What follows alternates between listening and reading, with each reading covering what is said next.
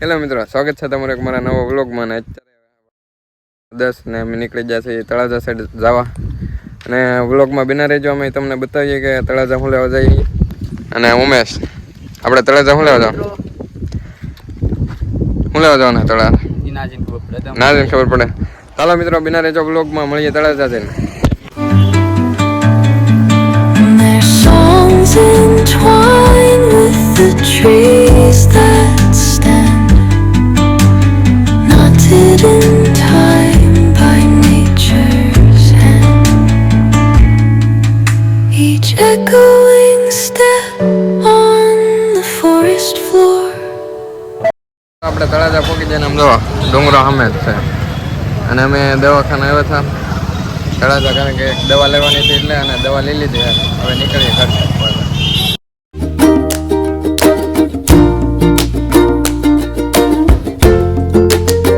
મિત્રો, અમારા મોવાનું railway station, rail આવી ગઈ છે. You're lost in your shadow. Don't feel alone. Don't scream so loud. We are living in this cruel world. Broken but strong. Gotta move on. You're not a bakery of life.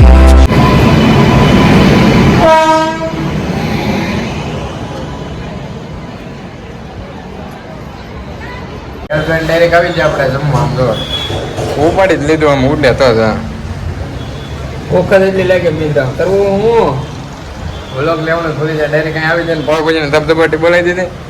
અને હવે મંચુરિયમ એક મગાવ્યું, તો હું તમને દેખાડો મંચુરિયમ મગાવ્યું. હા, મંચુરિયમ આવી ગયું ને ઉમો તો આમ લીંબુ નાખે છે બરાબર. હા હા, મંચુરિયમમાં નાખજો પાવ લીંબુ. ને કાળું મેચ બેરનો એટલે તો કાળું ન કહેવાય. અમે મંચુરિયમ મગાવી તારો અહીંયા પાવભાજી ખાય બેટા. એક બે આવા હોય જ છે યાર, સમજી જવાનું, ચોખ્ખું તો ન પડવાનું.